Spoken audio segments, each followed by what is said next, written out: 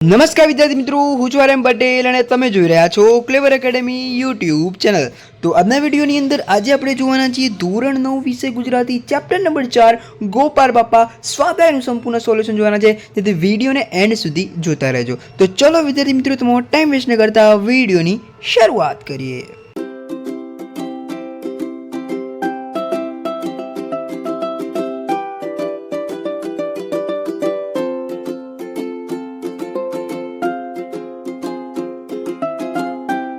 तो विद्यार्थी मित्रों, वीडियो की शुरुआत करूँ एना पहले तमने कही दूँ कि आपणी चैनल पर तमने गुजराती एसएस विज्ञान त्रण विषयना स्वाध्याय सोल्यूशन प्लस स्वाध्याय सोल्यूशन तो तमने मळशे प्लस तमने मळशे आईएमपी फर्स्ट एग्जाम होय, सेकंड एग्जाम होय या तमारी एन्युअल वार्षिक परीक्षा होय, जेથી सब्सक्राइब કરીને રાખજો ચેનલને। ચલો ચાલુ કરી દઈએ। પહેલા છે તમારા વિકલ્પો। तो विद्यार्थी मित्रों, ये तुम्हारा पहलो विकल्प है आ तमारी पड़के न दीपड़े न रंजाड़े तो गणु छे वाक्य कोण बोले छे? तो वाक्य बोले छे गोपाळ दास। सी आवशे। पछी आपणे वात करीशुं बीजू महाराजा सयाजीराव में कई शक्ति हती? तो विद्यार्थी मित्रों डी आवशे माणसनी पारखवानी। ओके, શું આવશે? માણસની પારખવાની। તો સી અને ડી જોઈ લેજો।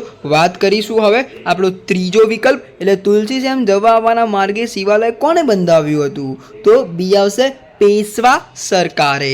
પછી ગોપાળ બાપા શાનો વેપાર કરવા ઈચ્છતા હતા? તો અહીંયા તમારો જવાબ આવશે ડી હરિનામનો।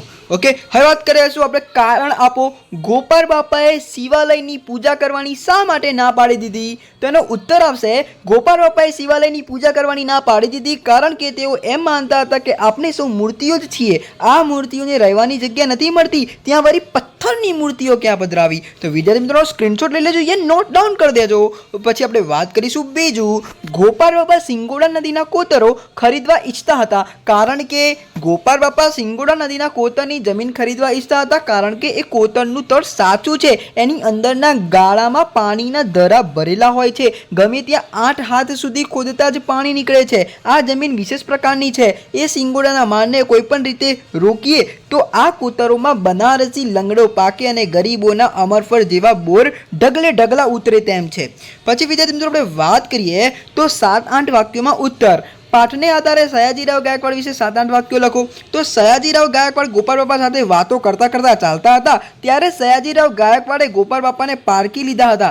ગોપાળ બાપા પ્રામાણિક અને નિષ્ઠાવાન છે એમ જાણી સયાજીરાવ ગાયકવાડે એમને કોતરની જમીન લખી આપી, ઉપરાંત ખેતી ખાતા તરફથી મદદની ખાતરી આપી। ગોપાળ બાપાએ અપૂજ મંદિરનો બંદોબસ્ત કરવાની ના પાડી દેખાય છે તો પણ તેમને એ વાતનું માઠું નથી લાગતું, પણ મૂર્તિને નામે ત્યાં સૌને આશરો મળે એવું સૂચન કરે છે। અહીંયા આવશે મૂર્તિ। ઓકે, મૂર્તિને નામે।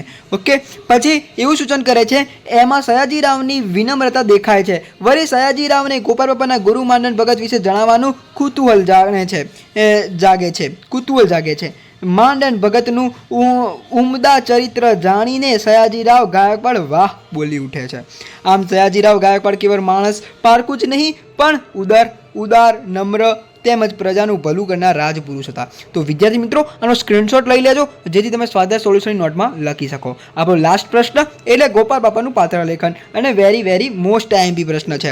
ગોપાળ બાપા નિષ્ઠાવાન અને નીડર પુરુષ હતા। સયાજીરાવ ગાયકવાડ સાથે વાતચીત દરમિયાન એમની આત્મમન્ય રાખે છે પણ પોતાના વિચારોને એ નિડરતાથી સયાજીરાવ પાસે રજૂ કરે છે। ગોપાળ બાપાએ સયાજીરાવને સૂચન કર્યું કે કોતરની જમીન પર સિંગોડાના મારને રોકી શકાય તો ત્યાં બનારસી લંગડો, કેરી અને ગરીબો માટે અમરફળ જેવા બોર ઢગલે ઢગલા ઉતરે।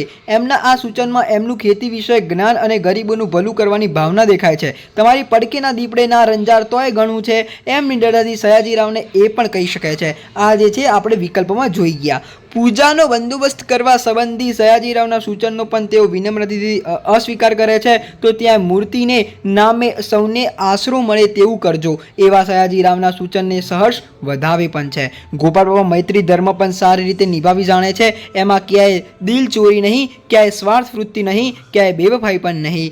ગુરુ માંડન ભગતની આજ્ઞાથી હરિનામનો જ વેપાર કરનાર આપણા વિકલ્પમાં જોઈ ગયા। કયો વેપાર કરતા હતા? હરિનામનો વેપાર કરતા હતા।